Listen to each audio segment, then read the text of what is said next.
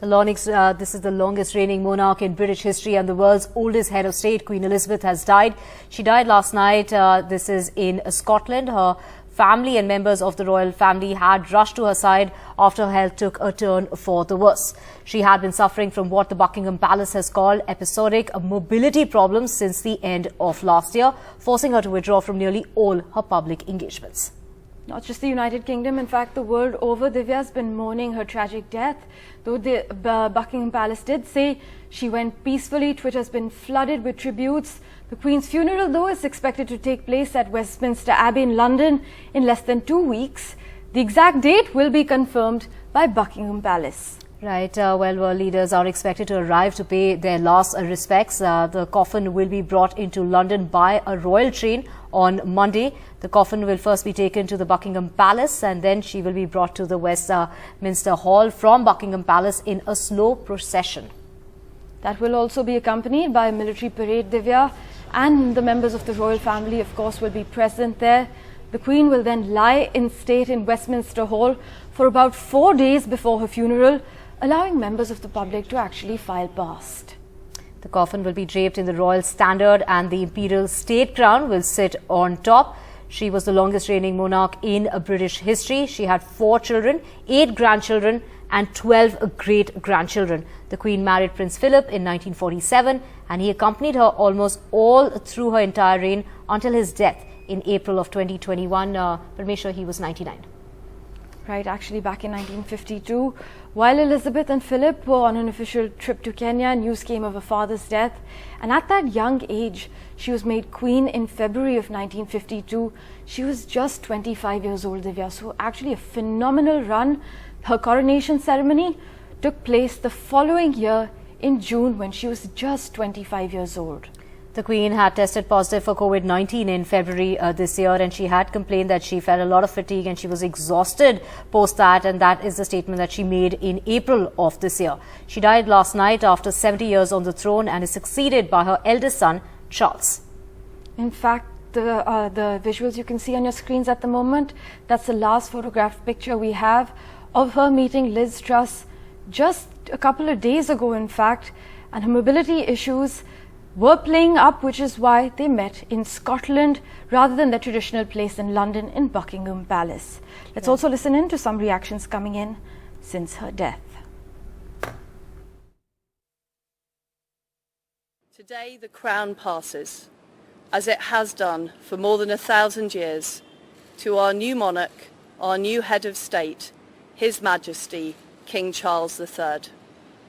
With the King's family, we mourn the loss of his mother, and as we mourn, we must come together as a people to support him, to help him bear the awesome responsibility that he now carries for us all. We offer him our loyalty and devotion, just as his mother devoted so much to so many for so long. And with the passing of the second Elizabethan age, we usher in a new era in the magnificent history of our great country, exactly as Her Majesty would have wished, by saying the words, "God save the King."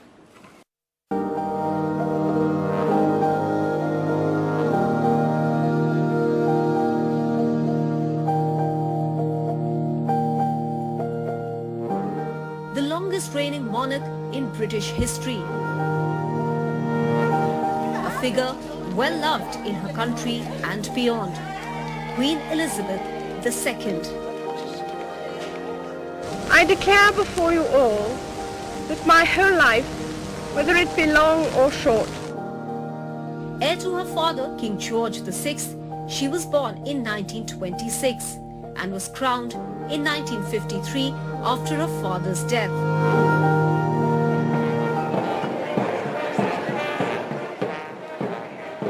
In June this year, UK celebrated her Platinum Jubilee, where she joined in on the famous Buckingham Palace balcony with her family and a message of thanks.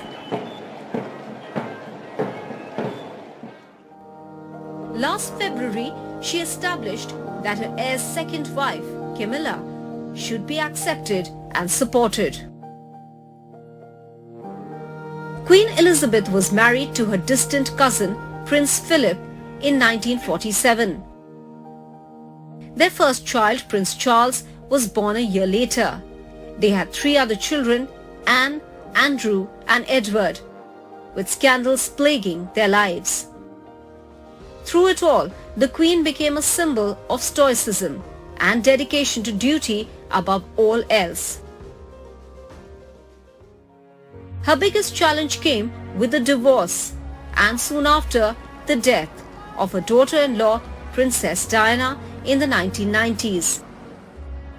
The outpouring of public grief appeared to take her and the royal family by surprise. The Queen didn't return to London immediately from her Scotland home. It was a pivotal moment. She had to finally relent. I, for one, believe there are lessons to be drawn from her life and from the extraordinary and moving reaction to her death. Her reign covered 15 prime ministers, from Winston Churchill to Margaret Thatcher and earlier this week, Liz Truss. Queen Elizabeth had a front row seat to modern history, meeting leaders such as US President John F. Kennedy, India's Indira Gandhi and Chinese President Xi Jinping. Her husband of 64 years, Prince Philip, passed away last year. The very moving image of the Queen sitting alone during his funeral due to COVID protocols showed another side of the monarch as a regular person, a wife mourning the loss of her beloved husband. She will be remembered not just for her record reign, but for being a rock for her country as it went through dramatic changes, from losing their empire to Brexit.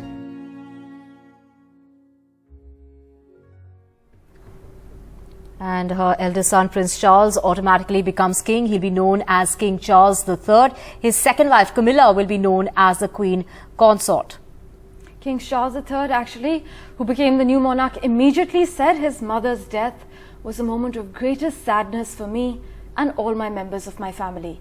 That's the statement you can see on your screens at the moment. Now, he's also added that the family is bereaved. He says, "We mourn profoundly the passing of a cherished sovereign and a much-loved mother. I know her loss will be deeply felt throughout the country, the realms, and the Commonwealth and by countless people around the world. During this period of mourning and change, my family and I will be comforted and sustained by our knowledge of the respect and deep affection in which the Queen was so widely held."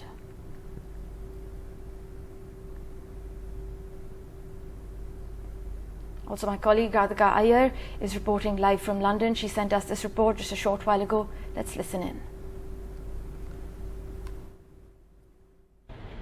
From Prince Charles, he now becomes King Charles III of United Kingdom after the death of his mother, Queen Elizabeth II, who died at the age of 96. She was the longest serving monarch of the United Kingdom.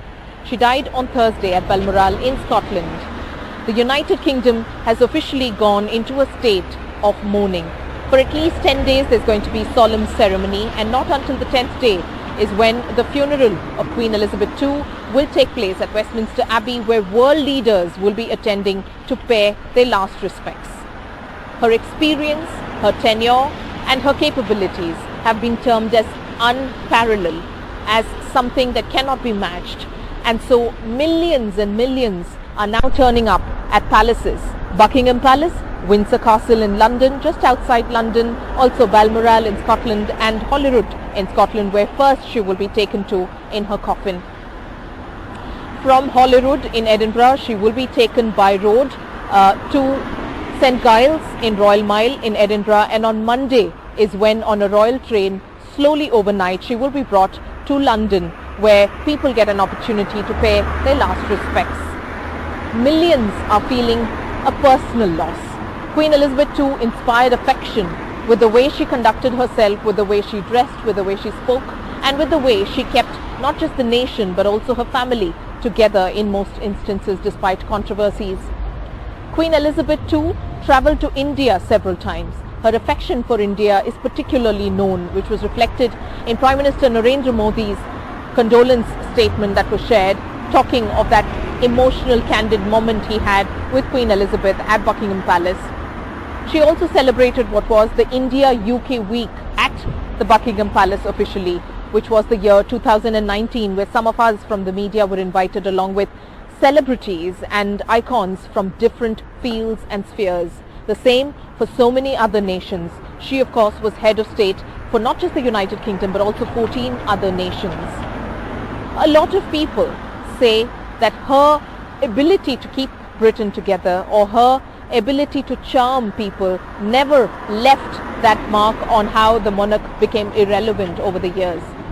While questions were being asked on the expenditures by the royal family, on the fact that the relevance of the monarch is slowly reducing, Queen Elizabeth II kept on doing her duty of being the queen, controlling the nation, and for the last 70 years during her tenure, she has seen 15 prime ministers in the United Kingdom. The latest one being Liz Truss, who was chosen as prime minister only 2 days ago, where she shook hands, congratulated her and wished her luck.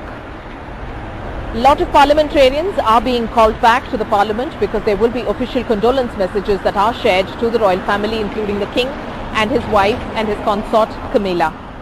Lots and lots being planned, with flag mast at half, gun salutes, pealing of the bells, but alas, there won't be that wave of the Queen from the balcony anymore.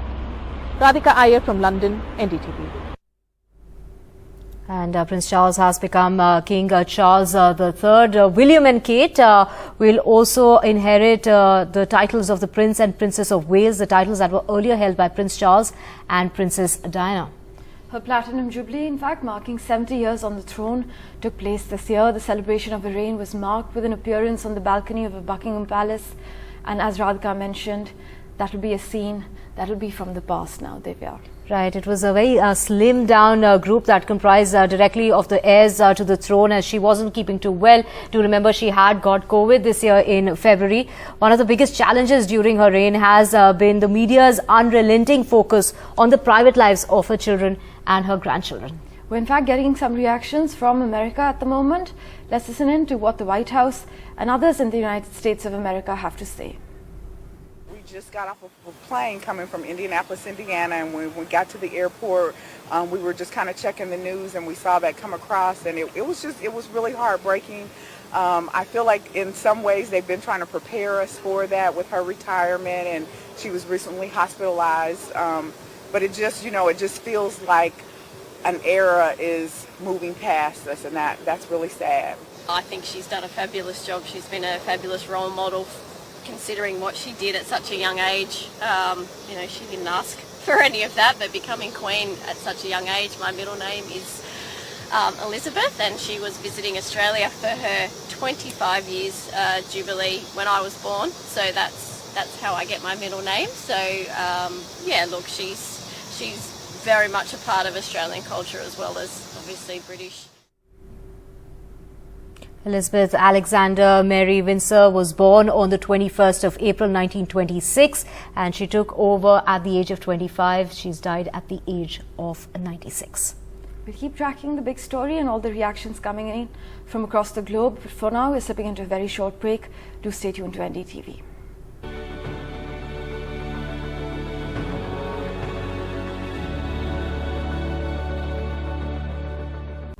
Welcome back. Prime Minister Narendra Modi inaugurated the newly named Kartavya Path, a stretch from Rashtrapati Bhavan to India Gate. The Prime Minister will also unveil a statue of Netaji Subhash Chandra Bose at India Gate, the revamped Rajpath and Central Vista lawns in the heart of Delhi that will soon be open to the public. The entire stretch has been revamped under the Modi government's ambitious Central Vista development project. Parmeshwar. The Kartavya Path, Divya, will exhibit beautified landscapes, lawns with walkways, added green spaces, refurbished canals, new amenity blocks, improved signages and vending kiosks as well.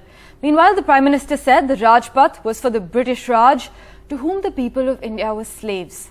The spirit of Rajpath was also a symbol of slavery. Its structure was also a symbol of slavery. The Prime Minister added, today its architecture has also changed and its spirit has also changed. गुलामी का प्रतीक Kings वे यानी राजपथ आज से इतिहास की बात हो गया है, हमेशा के लिए मिट गया है। आज कर्तव्य पथ के रूप में नए इतिहास का सृजन हुआ है। मैं सभी देशवासियों को आजादी के इस अमृत काल में गुलामी की एक और पहचान से मुक्ति के लिए बहुत बहुत बधाई देता हूं। अगर आजादी के बाद हमारा भारत सुभाष बाबू की राह पर चला होता तो आज देश कितनी ऊंचाइयों पर होता। लेकिन दुर्भाग्य से आजादी के बाद हमारे इस महान नायक को भुला दिया गया। उनके विचारों को, उनसे जुड़े प्रतीकों तक को नजरअंदाज कर दिया गया। Switching tracks to Bengal, West Bengal Chief Minister Mamata Banerjee has hit out at the Narendra Modi-led union government, saying that the real game will take place in 2024. Mamata Banerjee claims the BJP thinks it is invincible because of their majority. Right, Parmeshwar, she went on to say, she says that now everyone will come together, whether it's Nitish Kumar in Bihar, Hemant Soren in Jharkhand, Akhilesh Yadav in Uttar Pradesh, Mamata Banerjee herself in Bengal and other states as well. She said the BJP was confident about close to around 300 majority, but she also reminded them that former Prime Minister Rajiv Gandhi had 400 and yet could not hold on to the government. Action 2024. With 20 months left to the general elections, it seems the opposition and the BJP have stepped on the gas. After KCR and Nitish exuded confidence in defeating the BJP, now Mamata joins in. খেলাটা বাংলা থেকেই তৈরি হবে। এখন তো আমরা একসাথে, ওদিকে নীতিশ জি আছে, ওদিকে অখিলেশ আছে, ওদিকে হেমন্ত আছে, ওদিকে আমি আছি, ওদিকে আমাদের বন্ধুরা আছে, সর্বত্র আছি আমরা। সব এক হয়ে যাবে দেখবেন। আর 275 না 80 আর 300 নিয়ে গর্ব করে বেড়াচ্ছে তো। রাজীব গান্ধীর সময় 400 ছিল, তাও ধরে রাখতে পারেনি। আর এদের 300 কাছাকাছি আছে তো। এই যে আমি 5টা রাজ্যের কথা বললাম, এখানে 100টা ঘ্যাচাংফু। But a key issue is who will be the opposition's face against Prime Minister Modi. Nitish Kumar says, not him. वो तो सब एकजुट होंगे, तय करेंगे। हम नहीं हैं, ये सब बात है, बिल्कुल नहीं। ये तो प्रधानमंत्री की तख्तासीरी आप ही देंगे ना। ये ना एक साथ जब बैठ जाएंगे और एक साथ बैठ करके जब तय कर लेंगे तो उसी समय ही सब तय होगा। The BJP has been watching these developments closely and is already planning a counter strategy. NDTV has exclusive details from Amit Shah and JP Nadda's brainstorming meet on Monday. The BJP has set a target of Mission 350 for 2024, and with 20 months to go for the elections, it has begun its planning. Amit Shah has told ministers to convert 2019 losses to victories. The BJP lost 144 seats in 2019, and the ministers have been given a target to deliver at least 70 plus wins from those 144. The BJP now wants stronger outreach and strategy from ministers. Union ministers have been told to upload their findings on a party intranet portal. The ministers have been given the slogan, Sangathan hai to Sarkar hai. All parties are already planning their strategies for the 2024 general elections. And while the opposition camp seems to be in disarray, two seasoned politicians, Nitish Kumar and Mamata Banerjee, believe that the opposition parties can overcome their differences and consolidate against the BJP. The BJP, anticipating such a consolidation, has already planned counter strategies and has set itself a target of 350 seats. With camera person GD Shankar in Kolkata, Saurabh Gupta, NDTV. Switching tracks, former Congress chief Rahul Gandhi started his 3,570 kilometers Yatra on Thursday after hoisting the national flag at a makeshift camp on the grounds of Vivekananda Technical Institute close to Kanyakumari beach. In fact, these are live visuals coming in from the Bharat Jodo Yatra. You can see Congress leader Rahul Gandhi there leading the Yatra with his other designated Bharat Jodo Yatris.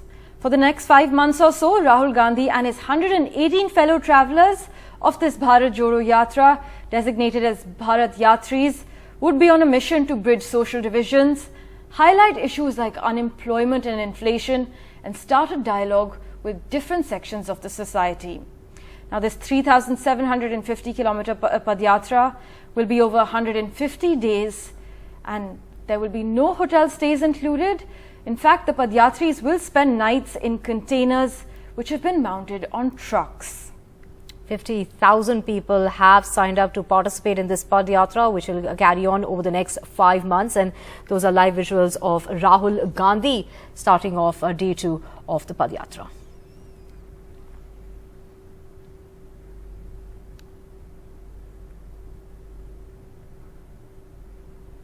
And with that, we're slipping to a very short break. Lots more coming up on the other side. You stay with us.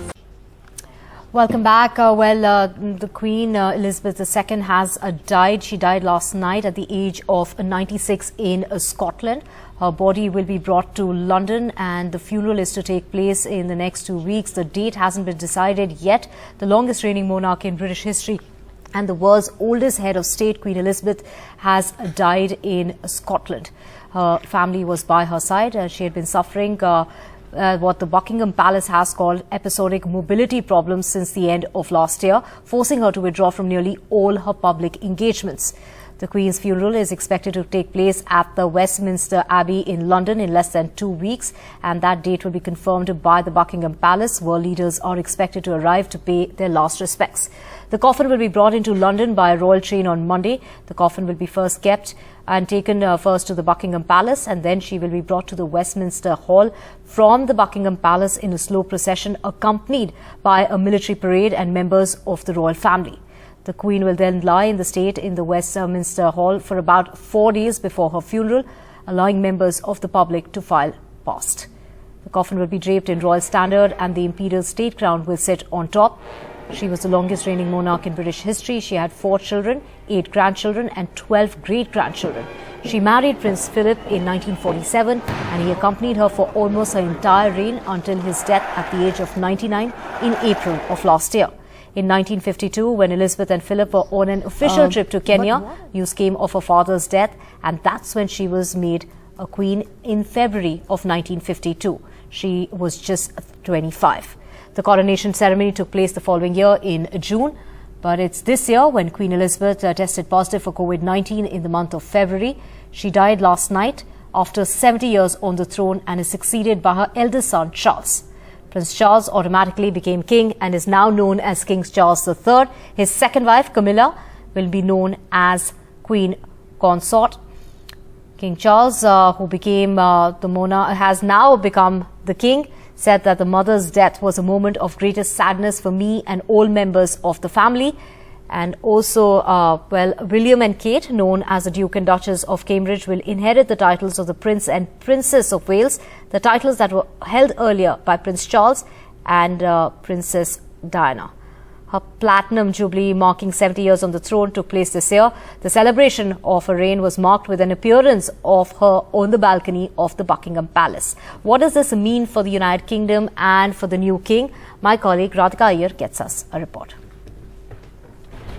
From Prince Charles, he now becomes King Charles III of United Kingdom after the death of his mother, Queen Elizabeth II, who died at the age of 96.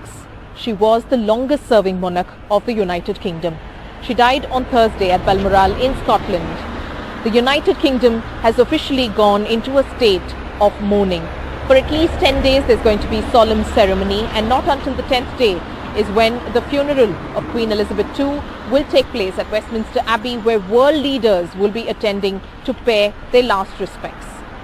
Her experience, her tenure and her capabilities have been termed as unparalleled, as something that cannot be matched. And so millions and millions are now turning up at palaces. Buckingham Palace, Windsor Castle in London, just outside London, also Balmoral in Scotland and Holyrood in Scotland, where first she will be taken to in her coffin. From Holyrood in Edinburgh, she will be taken by road to St Giles in Royal Mile in Edinburgh, and on Monday is when, on a royal train, slowly overnight, she will be brought to London, where people get an opportunity to pay their last respects. Millions are feeling a personal loss. Queen Elizabeth II inspired affection with the way she conducted herself, with the way she dressed, with the way she spoke, and with the way she kept not just the nation but also her family together in most instances despite controversies.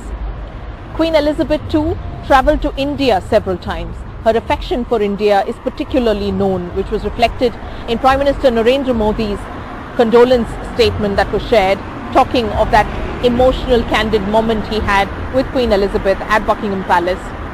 She also celebrated what was the India-UK Week at the Buckingham Palace officially, which was the year 2019, where some of us from the media were invited along with celebrities and icons from different fields and spheres.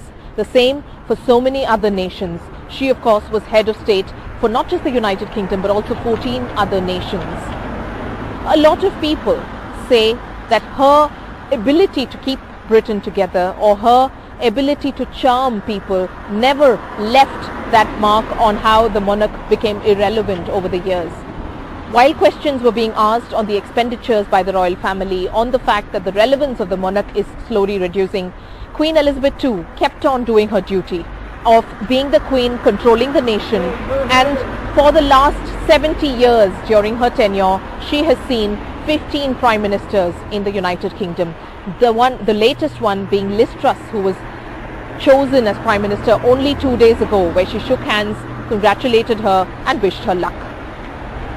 A lot of parliamentarians are being called back to the parliament because there will be official condolence messages that are shared to the royal family, including the king and his wife and his consort Camilla.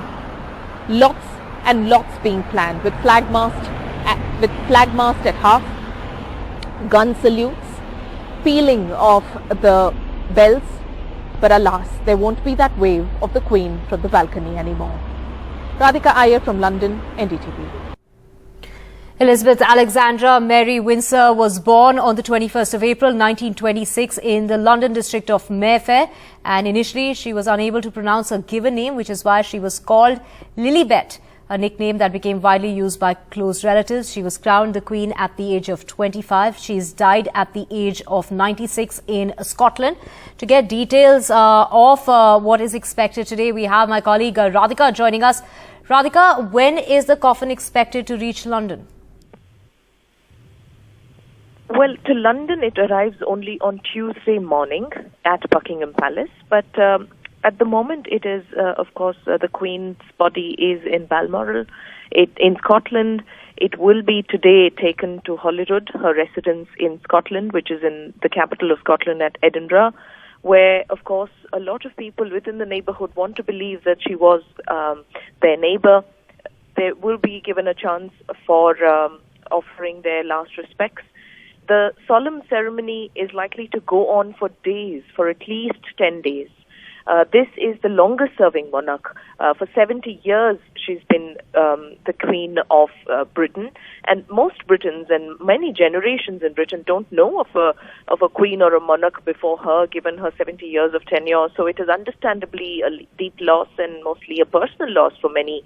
And so the royal family has planned the ceremonies in a way that there will be pit stops where the Queen's body will be taken to for people to be able to pay their last respects before it finally reaches London and Buckingham Palace on Tuesday. And this is coming by train, on a slow train.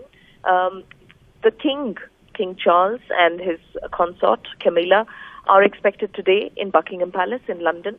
He is likely to make a statement. We know that Liz Truss, who swore in just 2 days ago as Prime Minister of the United Kingdom, already made her statement, and all formalities are likely to continue today and in the coming days. The nation has plunged into what is being called as an official state of mourning. It's possible that the funeral will take place about less than 2 weeks from now, and that will be in Westminster Abbey, where world leaders will be given an opportunity to come down to Britain, pay their last respects. A lot of grief is what we picked up yesterday. The flag was lowered in all royal residences, at government institutions, and at public places at half-mast, bells thronging, and of course today we will see a lot of these state ceremonies along with gun salutes. So really a very momentous and a very sort of a grand funeral, may I say, will be offered to the Queen to celebrate her reign, to celebrate all her achievements and the fact that she kept the relevance of the monarch alive through her tenure, the fact that she kept her family, despite controversies for the last 70 years, together. Right, Radhika, you mentioned Liz Truss, who was appointed by the Queen on Tuesday. Those are the last images that we have of the Queen in a public setting. Of course, Liz Truss had to, get appointed by the Queen, and she was asked to come to Scotland, and that ceremony did not take place in London because of her ill health. She had got COVID in February, and which is why in April she'd made that statement of how exhausted she was, how she felt really unwell after the after effects of COVID-19, but she had been unwell since December of last year, which is what caused her death. Yes, she has been unwell, and as experts would put it, it's not such a shock for a 96-year-old to feel unwell, but despite that, the shock and the grief is being felt. This was a day that Britain wasn't prepared for emotionally, because for some reason there is a lot of personal connection a lot of people feel with her. General people, the public.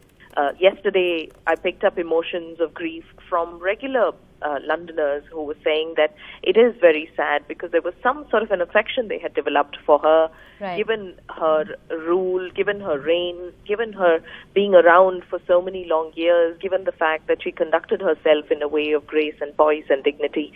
So there was a lot of reasons why people connected with her. There was a lot of reasons why people felt that affection for her. Yes, it is true that she had COVID in February, although right, that is not being termed as the official cause of her death. Not even the fact that she had long COVID or any such. Right. It was general illness and right. Even What is being called episodic mobility problems is what the Buckingham Palace has said that she had since late last year, and forcing her to withdraw from all public engagements. Thank you so much, Radhika, for joining us. Liz Truss calling her a rock on which modern Britain was built, and many in the United Kingdom referring to her as the grandmother of the nation, who died at the age of 96 in Scotland last night. Moving on to more news, in an exclusive interview, Donald Trump has in fact held back from a clear indication of whether he will run for president again in 2024 elections. But in an exclusive interview with Srinivasan Jain of NDTV, Trump gave his broadest hint yet that he will run again, saying everyone wants him to run, and that decision will be taken soon, and a decision that will make a lot of people happy. Listen in. President Trump, let me just ask you to see both of you back together again. Is this all an indication that you are now set on the road to 2024? Well, look, momentum. Everyone wants me to run. I'm leading in the polls, in every poll, the Republican polls and in Democrat polls, and I'll make a decision in the very near future, I suspect, and I think that a lot of people are going to be very happy. But we've been friends for a long time. We've been friends from before the last campaign in 2016 and then 2020. And I've had a great relationship to India and to Prime Minister Modi. We've been friends, and I think he's a great guy and doing a terrific job. It's not an easy job he's got. So, but we've known each other a long time. Good man. Right. That's an interesting thing you said, that you said you're still making up your mind, but a lot of people will be happy with the decision. I think so. A lot of people will be, and a couple of people will be unhappy, perhaps. Okay. This is quite an interesting hint that we've got there, Shalabh Kumar. You think it's now almost a done deal that President Trump is going to run again? And should he run again? Is he the obvious choice? Of course he should run again. That's our view. And it'll be great if he runs again. I mean, our community, they will just love to have Trump 47. So that obviously will be great. And so out of the Republican slate, there's no other. Is he the obvious choice? There's no other. He is the Republican Party.